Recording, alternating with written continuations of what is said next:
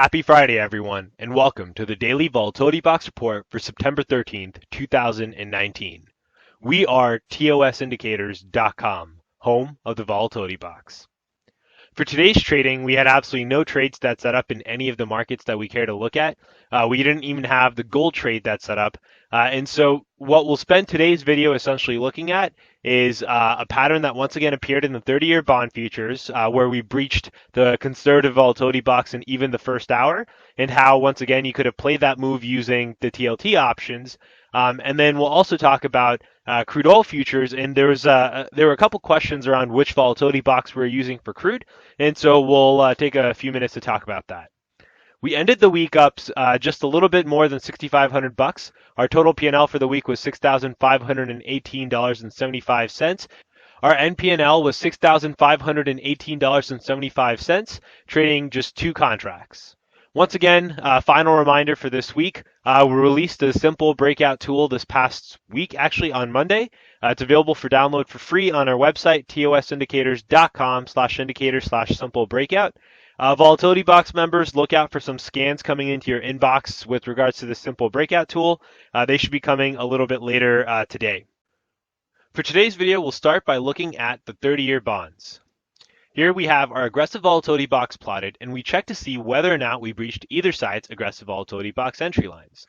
We see that we very clearly had here, in fact, we breached through the clouds, and that was our sign to definitely switch on over to the conservative volatility box. And once we switched over to the conservative volatility box, what you'll notice is that we breached past the clouds even in the conservative box in that first hour. That was our sign to essentially either sit the bond market out completely because even the conservative volatility box could not contain price action, or what we talked about in yesterday's video is to use this as information. We've breached past the conservative volatility box in the negative direction, so a downwards force. We couldn't really make a strong move with a thrust back in the positive direction as the market opened. And that was our sign to buy TLT at the money options at 7 a.m. So I think we actually bought them closer to right around here when the fall started to happen.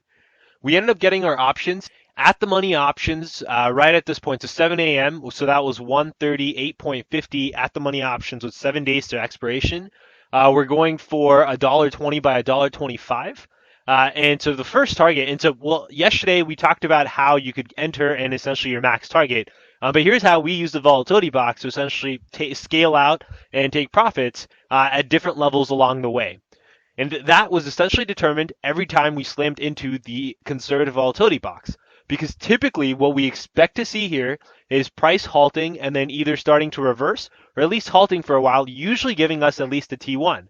Now, of course, today the models are telling us that we could exceed it, but what we typically see is price reversing right around these levels. And so these were points where we started to scale out as we hit the volatility box entry lines right here, where we were able to scale out our $1.20 options for $1.60.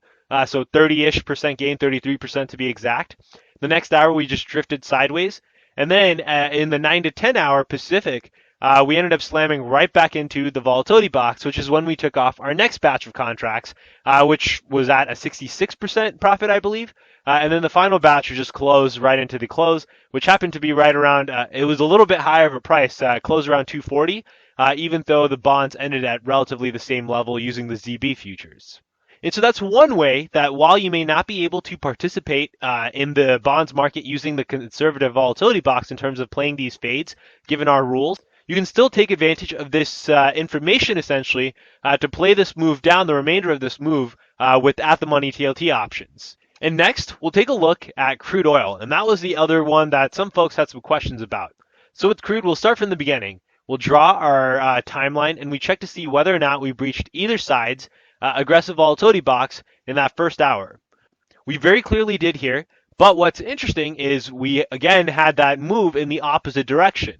Now the price that we needed to hit was 55.21 in order for us to have the equal and opposite move from where our stop would have been. So now, as to talk about real-time commentary, as price is falling down, and this is before we've hit our first target, we are not looking at the aggressive volatility box here with our entries, because this essentially hasn't proven to us yet that it can and is following the levels where it hits the target of 55.21, which would then tell us that, hey, we are respecting the patterns of the aggressive volatility box. So to try and catch these sorts of moves, we're still on the conservative volatility box.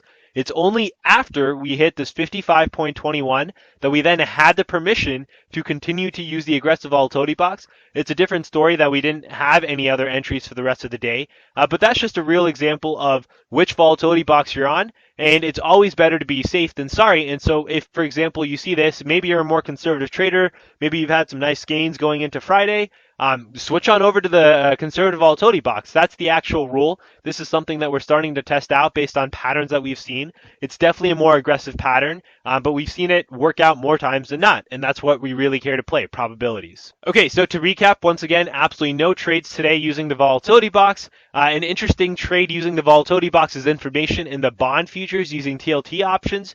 Once again, a really nice day trade, 33% and 66% wins. And that's something that we'll take any day of the week, especially when we can't participate in the 30-year bonds and while price was relatively muted today. Our weekly total for this week was up just a little bit more than $6,500 once again. So we ended the week up 6518.75.